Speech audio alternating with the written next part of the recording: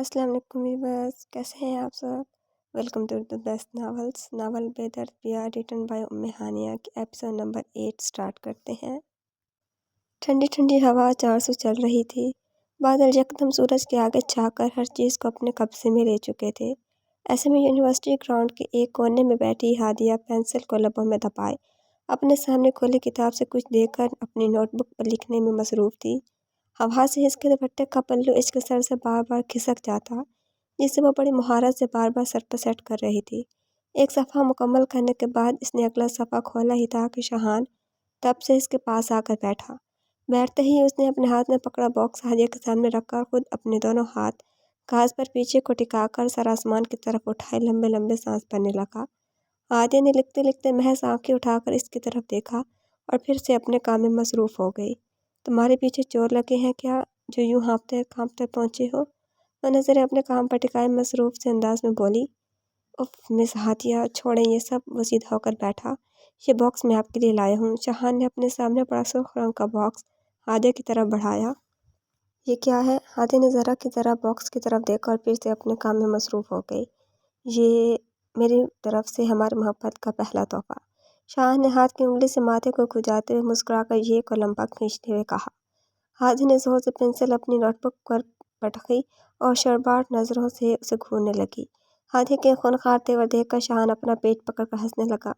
Sorry مس ہادیہ۔ کچھ دیر بعد وہ اپنے دونوں ہاتھ اوپر اٹھا کر سیز فائر کرنے کے انداز میں بولا۔ دراصل آج میری برتھ ڈے ہے، تو اس لیے آج شام میں نے ایک چھوٹا سا گیٹ ٹوگیدر رکھا ہے۔ اپنے تمام دوستوں کو اس میں انوائٹ کیا ہے، پر مجھے معلوم تھا کہ اگر میں آپ کو انوائٹ کرتا تو بھی آپ نے نہیں آنا تھا، تو اس لیے یہ میری طرف سے آپ کے لیے میری برتھ ڈے کی ایک چھوٹی سی ٹریٹ ہے۔ سب سے پہلے تو مسٹر شاہان، آپ کی یہ غلط فہمی دور کر دوں کہ میں آپ کی فرینڈ نہیں ٹیچر ہوں، اور نمبر 2 ہیپی برتھ ڈے۔ پر اس سب کی ضرورت نہیں۔ اس کی نظریں ابھی بھی اس کے کام پر مرکوز تھیں، پر پھر بھی وہ ٹھنڈے ٹھار لہجے میں اسے اپنا اور اس کا تعلق واضح کر چکی تھی۔ اچھا نا مس ہادیہ، آپ گفٹ مت دیجیے گا، ویسے میں نے ایکسپیکٹ بھی نہیں کیا تھا کہ آپ مجھے کچھ گفٹ دیں گی، پر پلیز یہ ٹریٹ ایکسیپٹ کر لیں، یہ بالکل فری ہے۔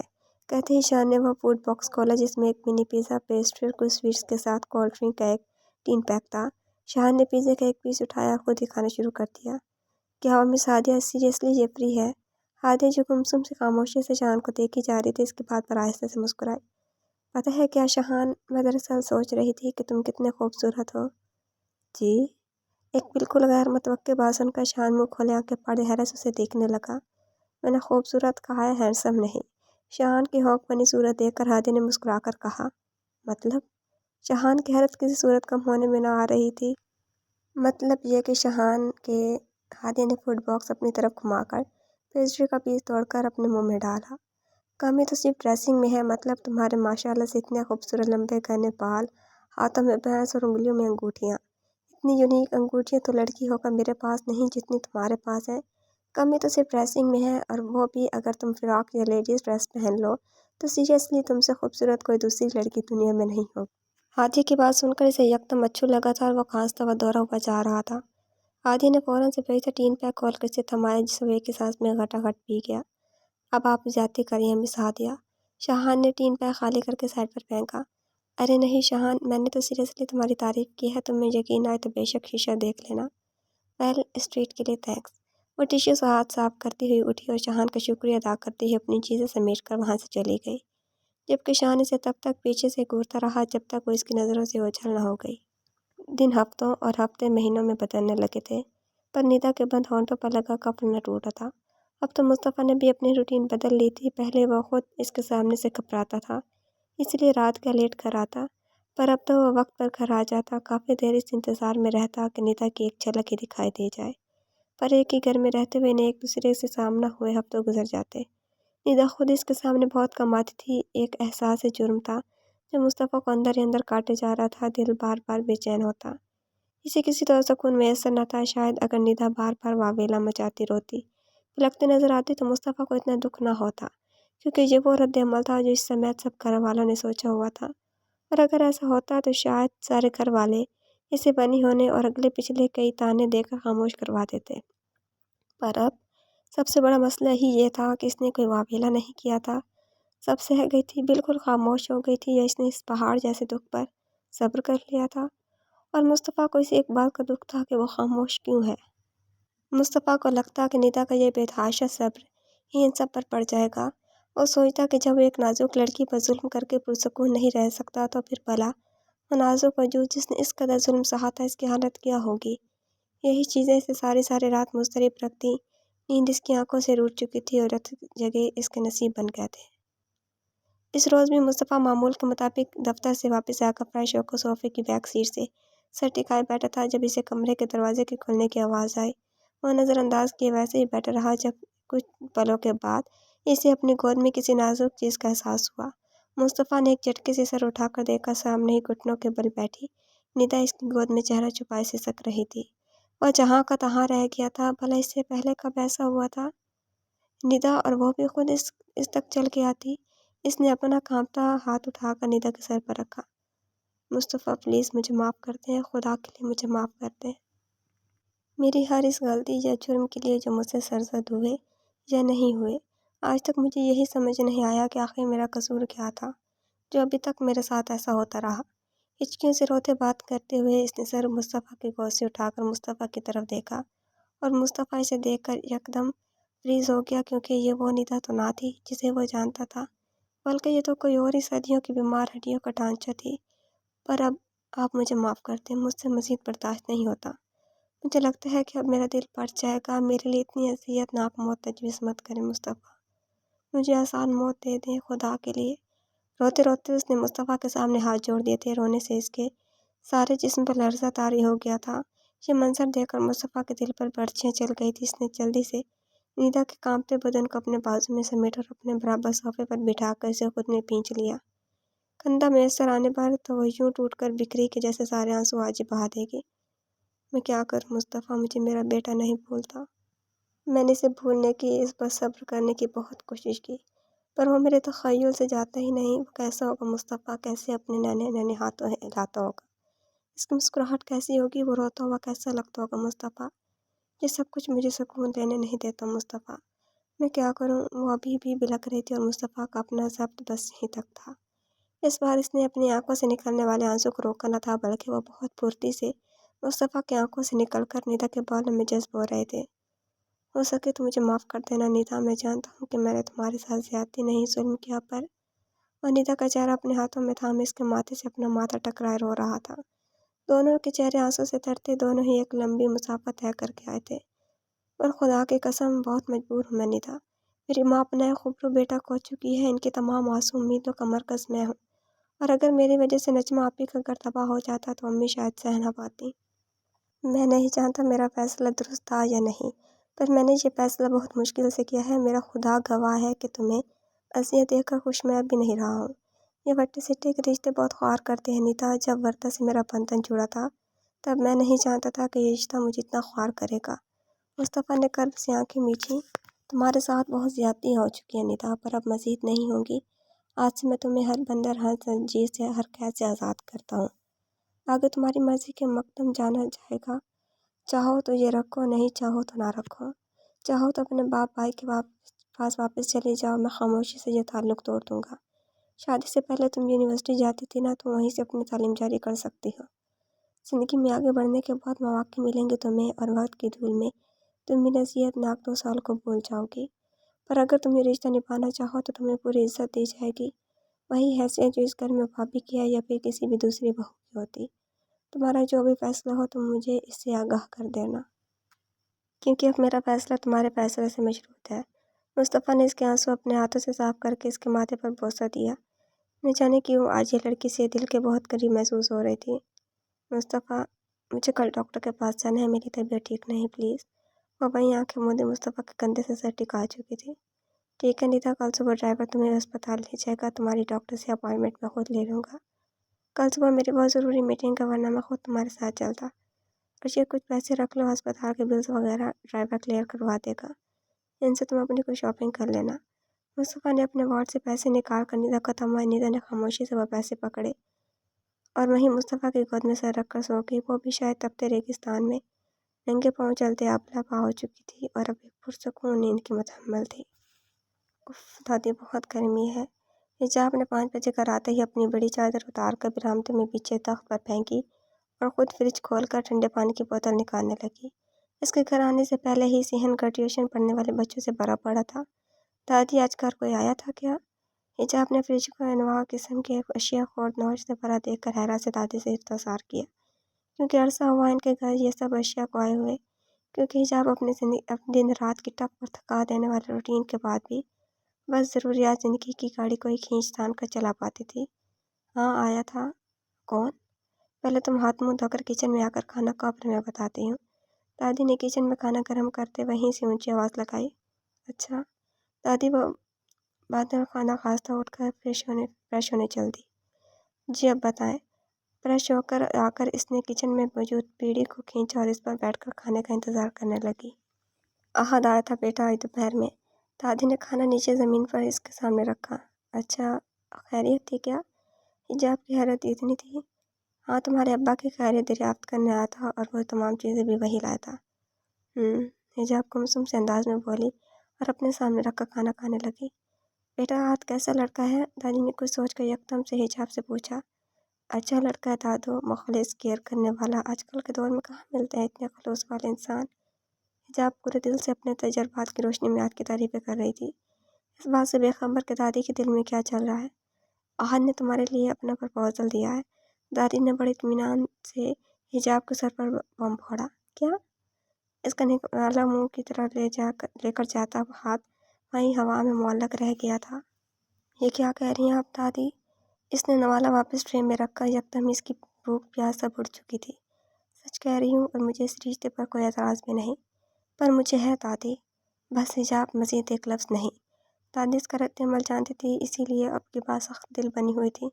बहुत कर ली तुमने अपनी मनमानी, अब तुम्हारी एक नहीं सुनूंगी मैं। पहले ही खुदा खुदा करके दुआएं कबूल हुई हैं मेरी, जो इतना अच्छा रिश्ता घर बैठे नसीब हुआ है। अब मैं कुफराने नेमत की मुर्तकब नहीं हो सकती। आप ऐसा कुछ नहीं करेंगी दादी, बल्कि हाथ को जवाब मैं खुद दे दूंगी। कहते ही वो खाने के बर्तन वहीं छोड़कर भाई चली गई, जबकि दादी वहीं सर पकड़कर बैठी रह गई। आधी जब घर पहुंची तो इसे घर में किसी गैर मामूली पन का एहसास हुआ। अम्मी भी अपना चिकन का नया सूट पहने भाई सहन में मौजूद तख्त पर बैठी थीं, जबकि अरमा अला खुशी से फूले नहीं समा रही थी। वो तो सतरंगी तितली बनी पूरे घर में मंडराती फिर रही थी। अरे क्या बात है अरमा, बहुत खुश दिखाई दे रही हो। हादी ने किचन में आकर बोतल से ठंडा पानी ग्लास में डेलते हुए चाय बनाते अरमा से दरियाफ्त किया। इस रोज़ की तलख कलामी के बाद और फिर हादी की आयत पाबंदियों के बाद से इन दोनों के दरमियान अजनबियत की एक अनदेखी दीवार खड़ी हो गई थी, जिसे हादिया ने पाटने की बहुत कोशिश की, पर अरमा ने इसकी हर कोशिश नाकाम बना दिया था। अरे आप पहले मुंह तो मीठा करें, फिर बताती हूँ। अरमा ने फ्रिज से मिठाई का एक पीस निकाल कर हादिया के मुंह में डाला, जिससे हादिया मुस्कुराते हुए खाने लगी कि चलो किसी बहाने इसे इसकी पहले वाली बहन तो वापस मिली। अरे अम्मा, अब्बा ने आपका रिश्ता तय कर दिया है। अरमा के पास सुनकर हादिया खामोशी से इसे देखे गई। अरे क्या आपको यकीन नहीं आ रहा ना? अरमा ने इसकी थोड़ी से पकड़कर इसे छेड़ा। और यकीन कर लें, जो पिछले दिनों आपके लिए रिश्ता आया था ना, 4 बच्चों के बाप का, जिसकी अपनी कपड़े की दुकान थी और 5 महले का अपना ज़ाती घर था, वहाँ। अरमा दिलचस्पी से हादिया के चेहरे के उतार चढ़ाव देख रही थी, ताकि कुछ काबिल गिरफ्त हाथ लगे, लेकिन खोजने से भी इसे वहाँ कुछ नज़र न आया सिवाय गहरे सकूत की। इसलिए इसने अपना पैंतरा बदला। दरअसल आप वो ना इस पर रिश्ता करवाने वाली बुआ ने ना खुद अब्बा से बात की थी कि न शक्ल न सूरत, ऊपर से इसका उम्र, खाली खौली डिग्रियों को लोग रिश्ता नहीं देते। इसलिए आपके लिए अब शहजादा गुलफाम तो आने से रहा। ये ना हो कि अब अच्छे रिश्ते के इंतज़ार में आपकी मज़ीद उम्र गुजर जाए और फिर कोई ऐसा रिश्ता भी ना मिले। वो एक के बाद एक इसके साथ के कचौके लगा रही थी, लेकिन आगे भी हादिया थी, इसका ज़ब्त कमाल का था और हौसले से इसकी लबाजी सह रही थी। इसलिए अब्बा ने फिर ये रिश्ता कबूल करने में मज़ीद देर न की। अब अगर आपने इस रिश्ते से मुतल्लिक़ कुछ मज़ीद पूछना है तो आप अब्बा से मिल लें। अरमा अब चाय छान कर कपों में अंडेल रही थी। मिल लेती हूँ, और तुम ये ज़रा ध्यान से करना, पिछली बार की तरह हाथ न जला लेना। हादिया मोहब्बत से अरमा के गाल थपथपा कर से चाय के बारे में हिदायत देकर वहाँ से चली गई। डैम इट, कहीं जल्दी से ये इस घर से चाय और मेरा रास्ता साफ हो। अरमा ने चाय वाला पैन जोर से चेयर पर पटका। घर में अब मुस्तफ़ा और बरता की शादी की तैयारियां रूज पर थीं। मुस्तफ़ा ने नीता की सज़ा ख़त्म करने का ऐलान घर भर में कर दिया था, जो कि किसी को भी पसंद नहीं आया था, लेकिन किसी ने मुस्तफ़ा की मुखालफत भी नहीं की थी। सब अब नीता को अपने घर का फर्द मानने पर मजबूर थे। चलो बरता, आज जेलर से तुम्हारी ज्वेलरी लेने जाना है। नजमा नक्सक से तैयार आया को बच्चे के हवाले से ज़रूरी हिदायत देती बाही लॉन में बैठी बरता के पास आकर बोली। بھابھی آپ کے بھائی نے اس لڑکی کی سزا ختم کر دی ہے۔ وہ کسی غیر مرئی نقطے کو دیکھتے ہوئے کھوئے کھوئے لہجے میں بول رہی تھی۔ ہوا اس کے کھلے بالوں کو اپنے سنگ اڑا اڑا کر لے جا رہی تھی، اور میں خود پر سوتن برداشت نہیں کر سکتی۔ جو میرا ہے وہ بلا شرکت غیر میرا ہے۔ نجمہ ایک گہری سانس کھینچتے ہوئے وہیں اس کے پاس ہی پڑی کہن کی کرسیوں پر سے ایک پر بیٹھ گئی۔ مصطفیٰ اسے واپس جانے کے لیے آفر کر چکا ہے۔ جلد ہی وہ واپس بھی چلی جائے گی، کیونکہ میرا نہیں خیال کہ وہ واپس اسی ماحول میں رہ پائے گی۔ بس کرتے بھابھی، آپ خود بیوقوف ہیں یا مجھے بنا رہی ہیں؟ اس کی سزا ختم ہوئے ہفتہ ہو چلا ہے۔ اسے اگر جانا ہوتا تو کیا ابھی تک چلی نہ جاتی؟ اب تک وہ وہاں کیا کر رہی ہے پھر؟ صبر کرو وردا وہ نہیں ہوتا مجھ سے صبر، اور نہ ہی مجھے کوئی ضرورت ہے صبر کرنے کی۔ اس سے پہلے کہ نجمہ کچھ کہتی، وہ اس کی بات کاٹتے ہوئے بولی، میں سب کچھ اپنے زور بازو پر کرنا جانتی ہوں۔ بہت اچھا ہوگا اس لڑکی کے لیے اگر وہ خود ہی اس گھر سے چلی جائے، ورنہ دوسری صورت اسے ایسی جگہ پھینکوں گی کہ پانی کو ترس جائے گی۔ نجمہ اس کی آنکھوں میں موجود صفاقیت کو دیکھ کر خاموش رہ گئی۔ یہ پاکستان کے بیسٹ ڈیزائنرز میں سے کسی ایک ڈیزائنر کی بوتیک تھی، جہاں اس وقت شاہان کھڑا چہرے کے برے برے زاویے بناتا شام کی گیٹ ٹوگیدر کے لیے اپنا ڈریس منتخب کر رہا تھا۔ ایک ڈریس منتخب کر کے اس نے اس ڈریس کو اپنے ساتھ لگا کر سامنے موجود کا دادا معنی میں اپنا عکس دیکھا۔ کمی تو بس ڈریسنگ کی ہے شاہان، ورنہ تم سے خوبصورت لڑکی تو کوئی دنیا میں نہیں۔ ایک باریک نسوانی آواز پر ہوا کے دوش پر شاہان کے کان سے آ کر ٹکرائی تھی۔ اس نے گھبرا کر یکدم ڈریس اپنے ساتھ دور کیا اور اپنے چہرے پر ہاتھ پھیرنے لگا۔ یہ میں کیا سوچ رہا ہوں؟ یہ مساعدیں مجھے پاگل کر کے چھوڑیں گی۔ وہ خود سے ہی الجھ رہا تھا۔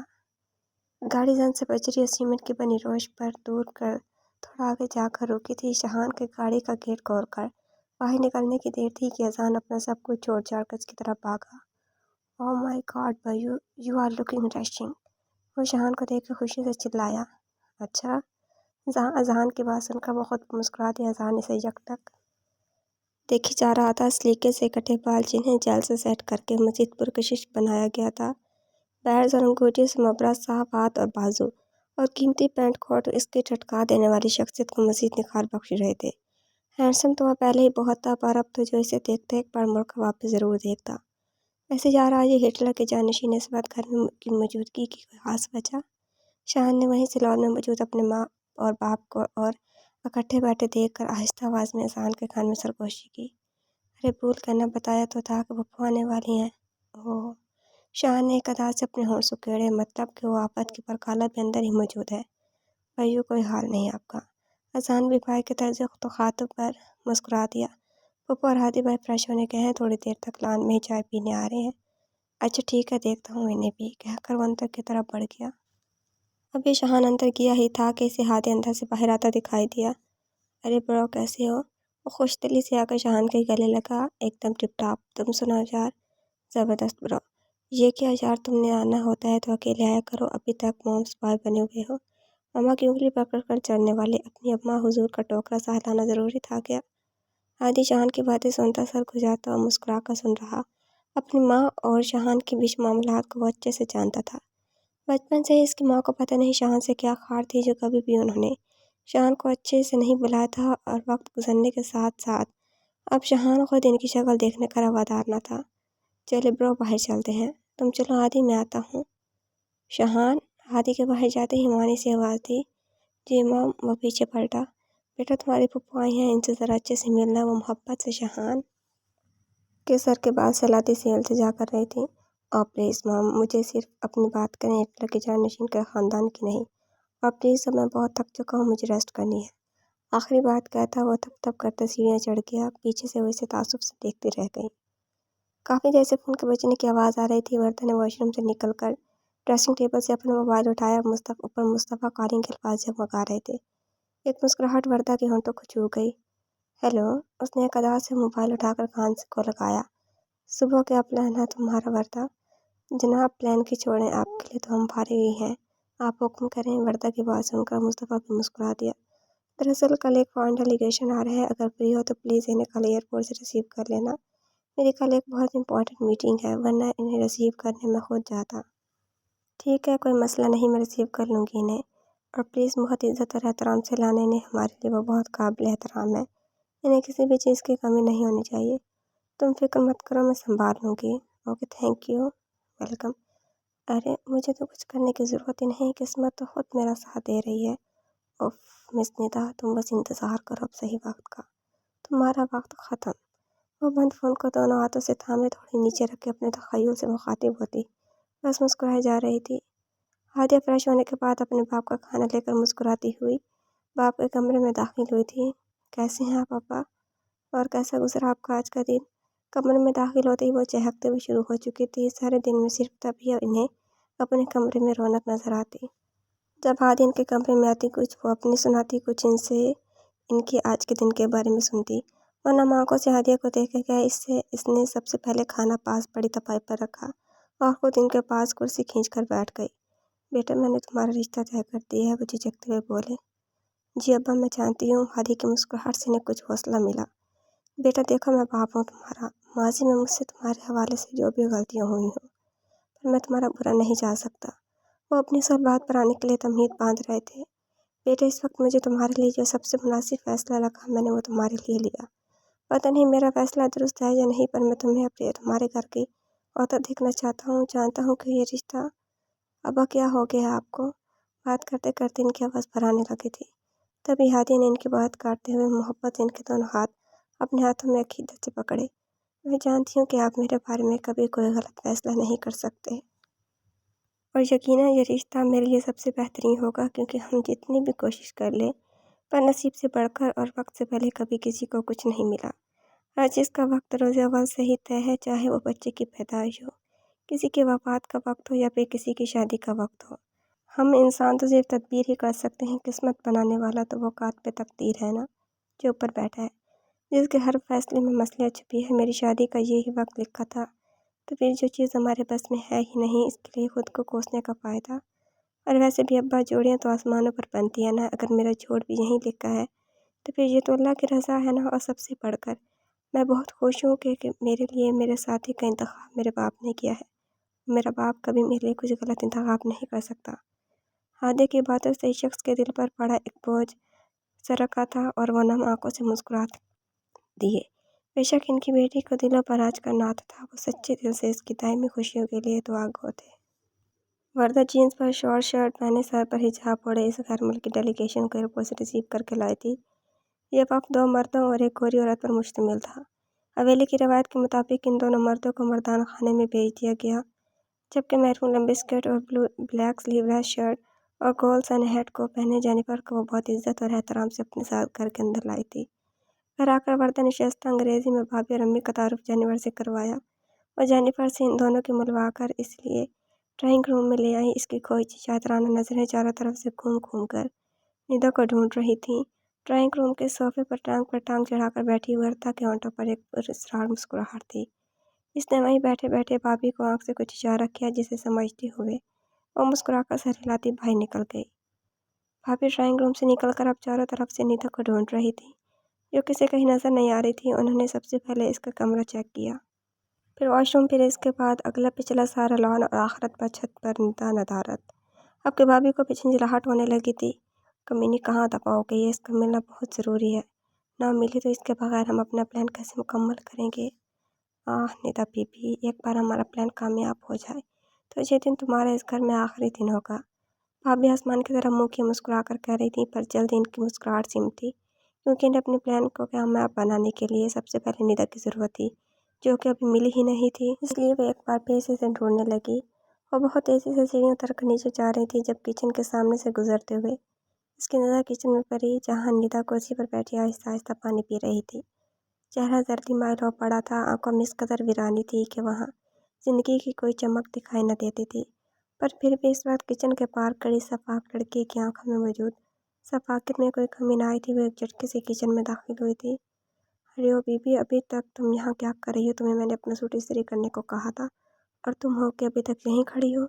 किचन में दाखिल होकर वो निदा को नज़रअंदाज करती चूल्हे के पास खड़ी चाय कप में अंडेलती मुलाजमा पर गरज कर कहने लगी। वो इस कदर अचानक अवतार पर इतना बौखलाई कि चाय का कप इसके हाथ से छूटकर मार्बल के फर्श पर गिरकर पाश पाश हो गया।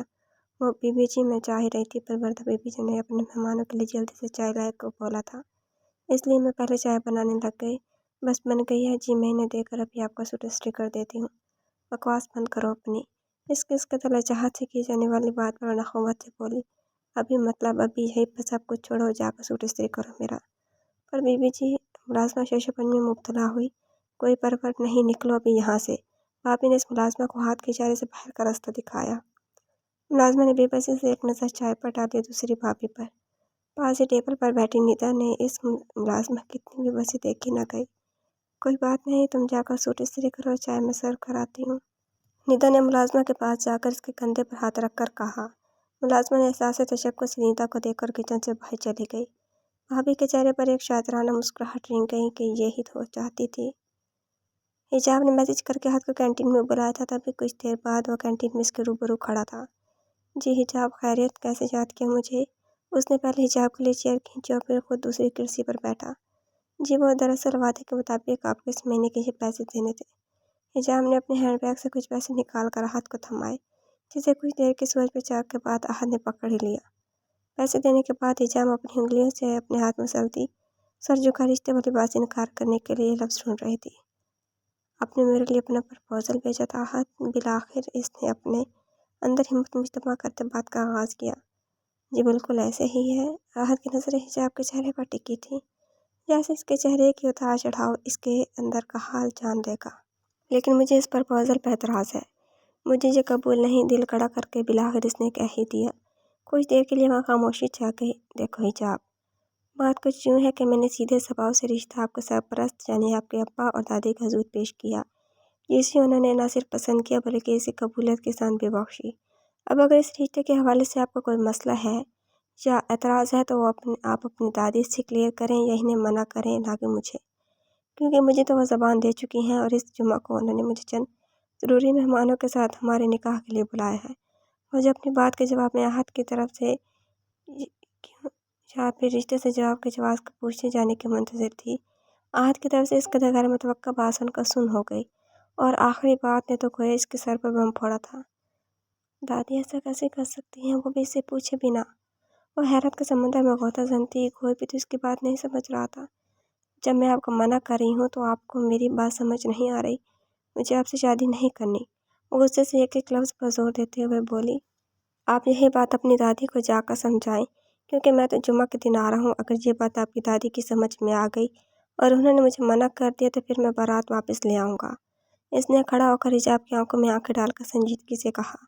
हिजाब का तो खून खौल उठा था। यही वजह थी कि इस जैसी कूल माइंडेड लड़की इस वक्त इस कदर तैश में आ गई थी। आप एक नंबर के घटिया और जलील इंसान हैं, जिसे किसी के एहसासात की कोई परवाह नहीं। हिजाब एकदम अपनी जगह से खड़ी होकर पुकारी थी। अगर ये बात आप अपने तजर्बे और तजज़िये की रोशनी में कह रही हैं तो यकीनी बात है कि ऐसा ही होगा। संजीदगी से कहता अपने सन ग्लासेस लगाता वहाँ से चला गया। शिट! हिजाब ने जोर से एक मुक्का टेबल की सतह पर रसीद किया।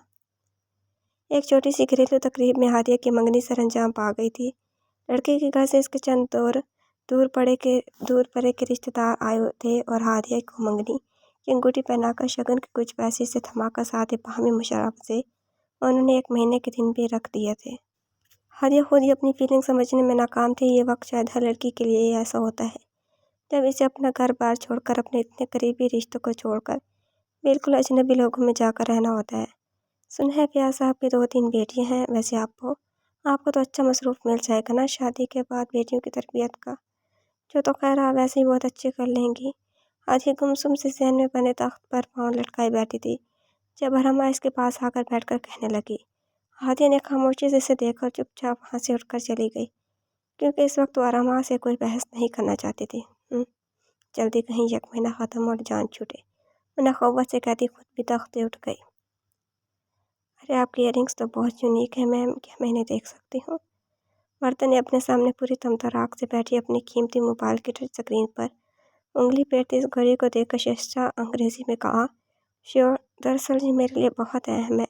ये मुझे मेरे फियांसे ने गिफ्ट किए थे और इसे मैं अपना लकी चैम मानती हूँ, इसीलिए हर अहम मौके पर इसे पहन कर जाती हूँ। जेनिफर ने अपने डायमंड इयररिंग्स उतार कर वर्दा को थमाए। So nice. वरन इसे उलट पलट कर देखकर इसे वापस कर दिए। आइन इसी वक्त निदा चाय की ट्राली घसीटती हुई कमरे में दाखिल हुई और सबको इकट्ठा सलाम करते हुए इन दोनों को चाय सर्व करने लगी। इसे देखकर जेनिफर ने अपने इयररिंग्स पहनने की बजाय वहीं टेबल पर रखे और चाय पीने लगी। चाय पेश करके निदा वहाँ रुकी नहीं, बल्कि जैसे आई थी वैसे ही वापस पलट गई। वाह, रियली एशियन ब्यूटी, जेनिफर ने नीता को देखकर तबसरा किया था। ठाक की जोरदार आवाज़ से दरवाज़ा बंद होने पर दादी टहलती हुई दिल पर हाथ रख के कांपती सहन में आई थी। सामने ही गुस्से से लाल भभूका चेहरे लिए हिजाब खड़ी थी। इसने गालबन अकेडमी से आज छुट्टी की थी और यूनिवर्सिटी से सीधी घर ही आई थी। दादी को देखकर मैंने नज़रअंदाज करती आगे बढ़ी और अपने हैंड बैग व फाइल्स को बेदर्दी से बरामदे में बिछे तख्त पर फेंककर नोच कर खुद पर से चादर उतारी और झटके से फ्रिज का दरवाज़ा खोलकर ठंडे पानी की बोतल निकाली और ग्लास का तकल्लुफ़ करे बगैर वहीं खड़ी होकर घटाघट पीने लगी। ये इसकी शदीद तरीन नाराज़गी की अलामत थी। कुछ फासले पर खड़ी दादी खामोशी से ये सारी कार्रवाई मुलाहिजा कर रही थी। पानी पीकर इसने पानी की बोतल फ्रिज में पटकी और तनफन करती शावर लेने वॉशरूम में घुस गई। इसके जाने के बाद दादी ने एक गहरा सांस खारिज किया और कमरे से अपना मोबाइल उठाकर एक नंबर मिलाने लगी। भाई आपके लिए खाना लाऊं? आज यूनिवर्सिटी से जल्दी घर आ गया था और इस वक्त अपने घर के लाउंज में सोफे से टेक लगाए टांगे सामने मौजूद क्लास टेबल पर रखे गोद में मौजूद लैपटॉप पर कुछ टाइप करने में मसरूफ़ था। ये शीजा ने आकर इससे पूछा, अरे नहीं गुड़िया, अभी मुझे एक बहुत ज़रूरी मीटिंग के लिए निकलना है, खाना वहीं खा लूँगा मैं। तुम एक काम करो, मैंगो शेक ले आओ।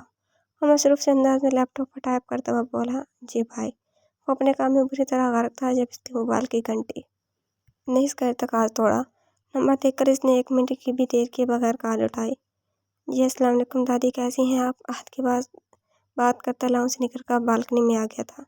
शुक्र अल्लाह का बेटा, तुम सुनाओ, यूनिवर्सिटी में तुम्हारे और हिजाब के दरमियान कोई बात हुई है क्या? दादी मोहताज से लहजे में पूछ रही थी। दादी की बात पर हिजाब का गुस्से से लाल बबू का चेहरा आहत के तखय्युल के पर्दे पर लहराया। खैरियत दादू, आप ये क्यों पूछ रही हैं? बेटा वो आज अकेडमी भी नहीं गई और जब से घर आई है इसके मिजाज ही नहीं मिल रहे। दादी की बात सुनकर आहत ने गहरी सांस खारिज की और दादी को आज का वाक़या मनमान सुना डाला। आहत की बात सुनकर दादी सर पकड़कर बैठ गई। देखो आहत बेटा, वो पागल है, नादान है, इसे अभी इतनी समझ नहीं, वो अभी अपना अच्छा बुरा नहीं जानती।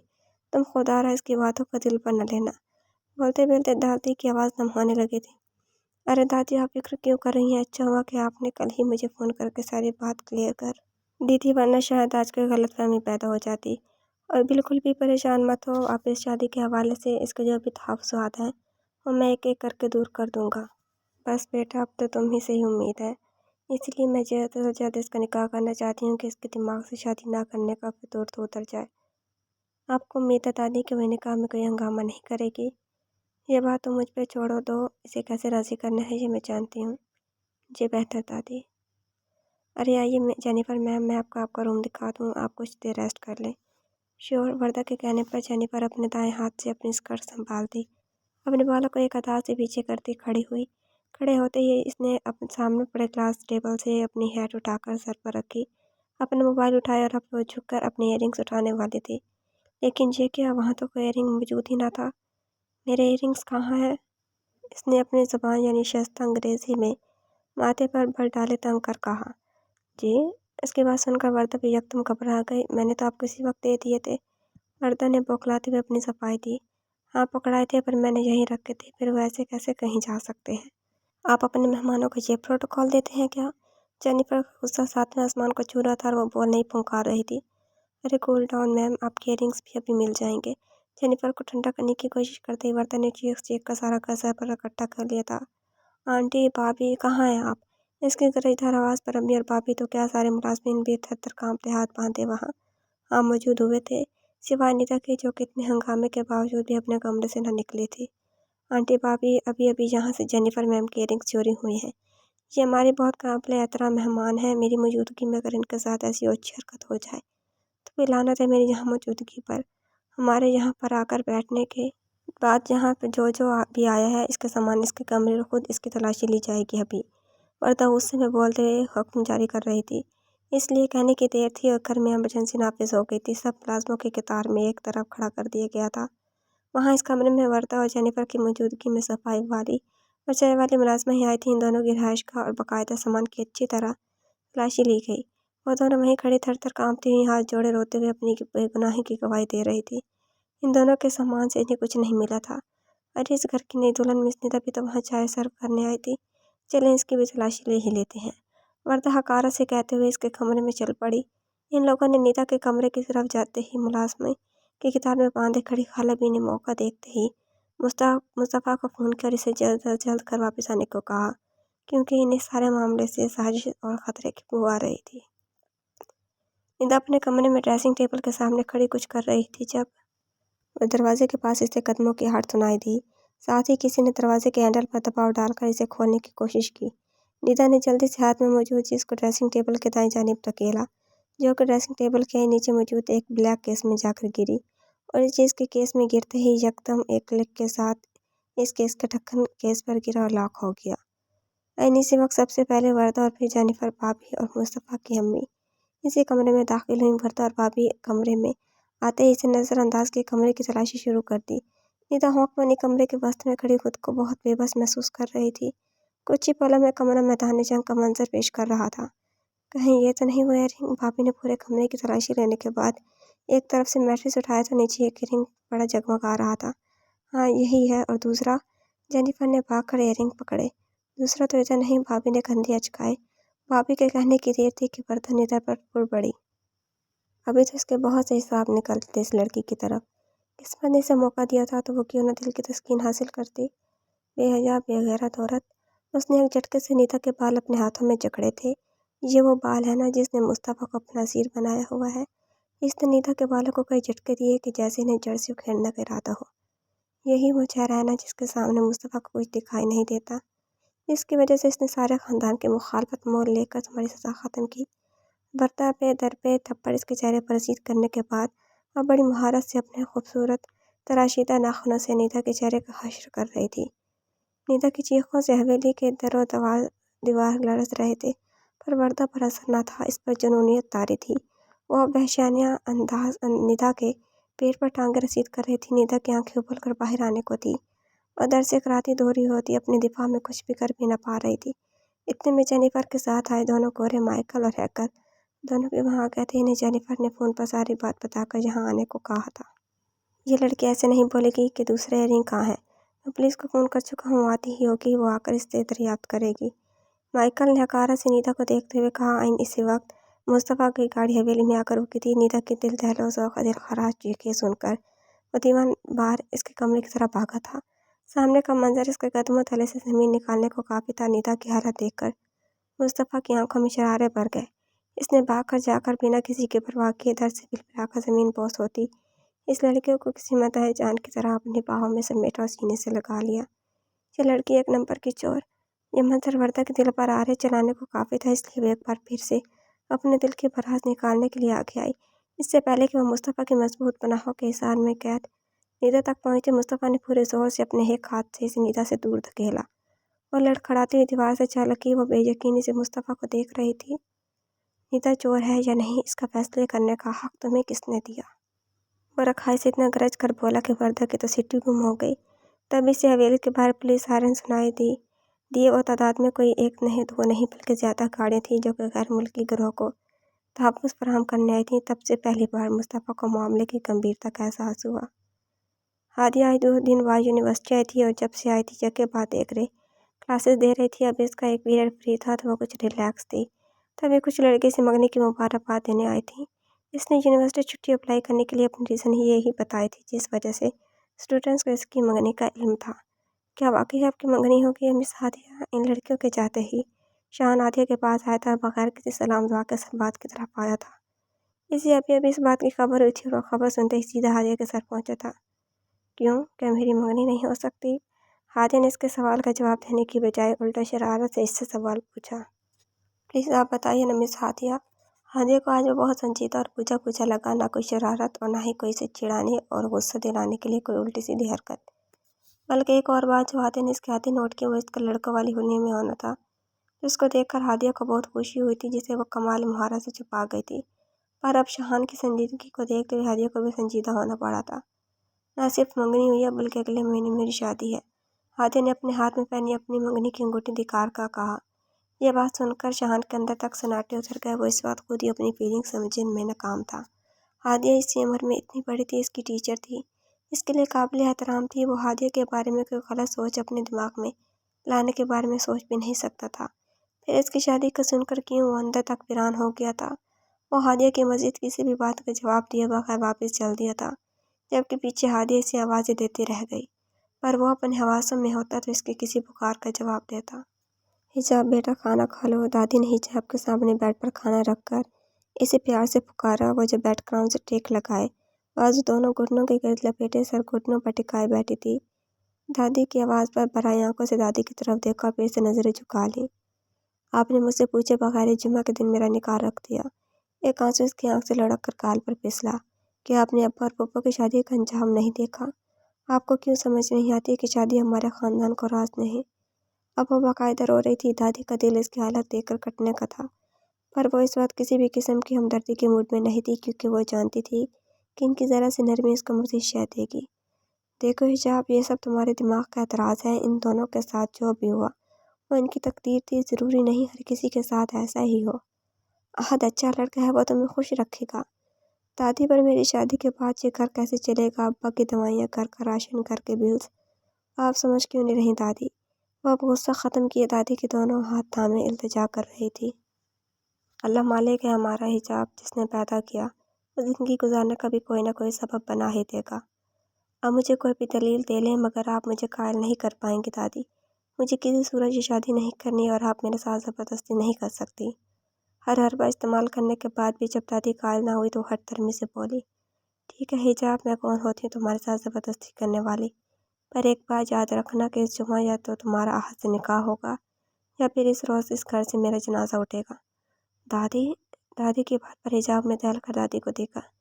یہ تم پر منحصر ہے حجاب، یا تو تم اس روز نکاح کا سرخ جوڑا پہن لینا، نہیں تو پھر سو کا جوڑا پہن کر میری میت پر بیٹھ کر ماتم کر لینا۔ اور غصے سے اسے کہتی اسے بے یقینی کیا تھا گہرائیوں میں چھوڑے بنا اسے کچھ بولنے کا موقع دیے کمرے سے نکل گئی۔ پولیس سائرن کی آواز پر مصطفیٰ کو صحیح معنوں میں صورتحال کی گمبھیرتا کا اندازہ ہوا تھا۔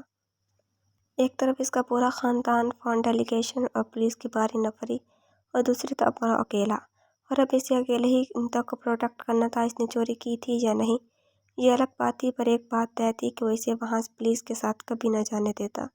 ہر گزرتے لمحے کے ساتھ پولیس کے قدموں کی آواز ان کی طرف بڑھ رہی تھی۔ پریشر تھا کہ مصطفیٰ پر بڑھتا ہی جا رہا تھا۔ اس کا دماغ تیزی سے کام کر رہا تھا۔ نیتا نے مصطفیٰ کے اظہار میں اس کی شرٹ کو یوں مضبوطی سے جکڑا ہوا تھا جیسے اس کی کل کائنات وہی ہو۔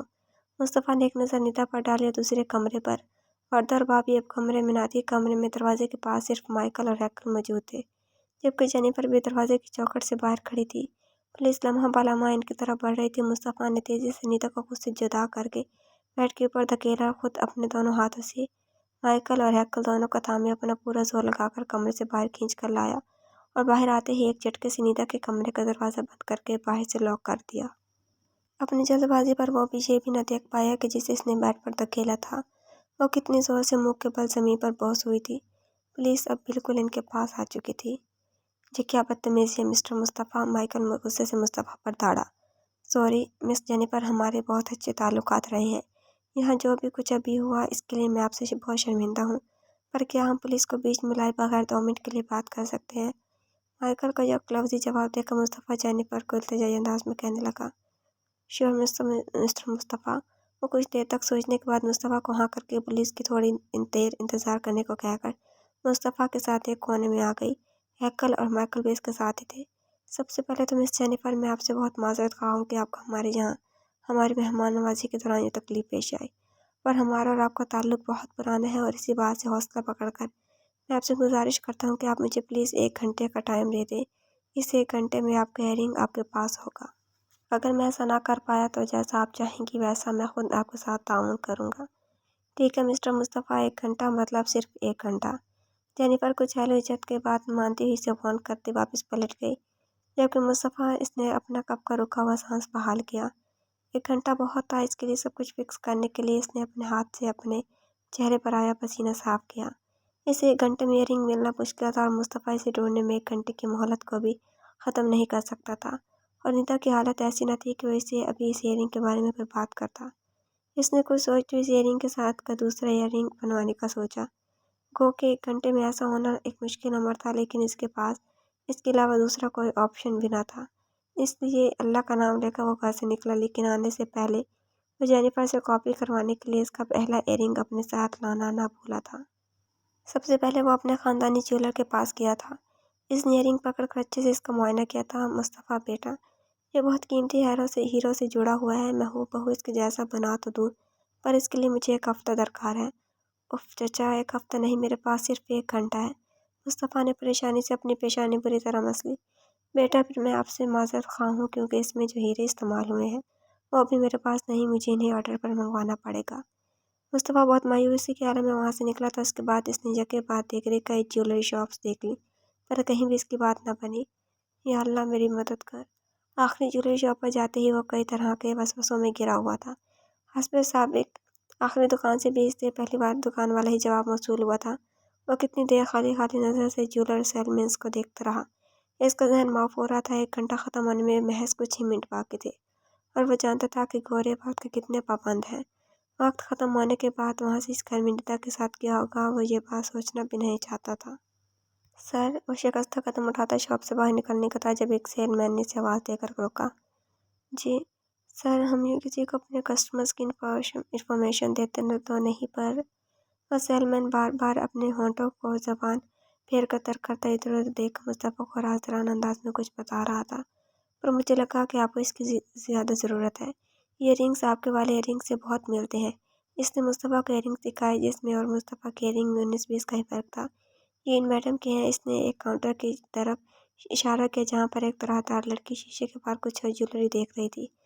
انہوں نے ایئرنگز کو آرڈر پر بنوایا ہے اور آج اس کی ڈیلیوری ہے۔ اگر آپ ان کو قائل کر لیتے ہیں تو میں آپ کو ان ایئرنگز میں معمولی رد و بدل کے بعد آپ کے ڈیزائن کے رنگ بنا دوں گا۔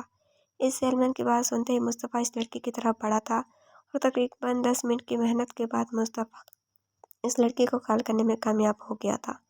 آگے کے مرحلے آسان تھے، اور اب وہ اپنا مطلوبہ ایئرنگ لے کر اپنے مطلوبہ وقت سے کچھ دیر پہلے ہی گھر کی طرف روانہ تھا۔ اس سے بار بار ندا کا خیال آ رہا تھا جسے اس قدر نازک حالت میں وہ کمرے میں چھوڑ آیا تھا۔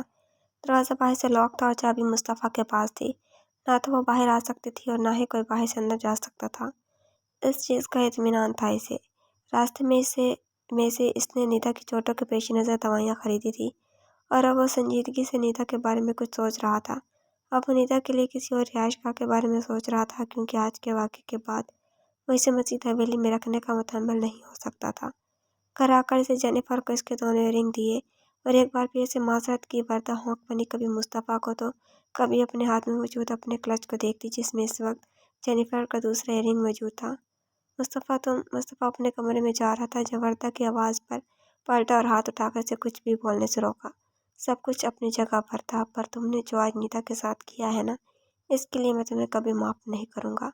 تم ایک پڑھی لکھی گنوار لڑکی ہو، مصطفیٰ تنفر سے کہتا آگے بڑھ گیا۔ تم جانتے ہو مصطفیٰ میں کیا کر سکتی ہوں؟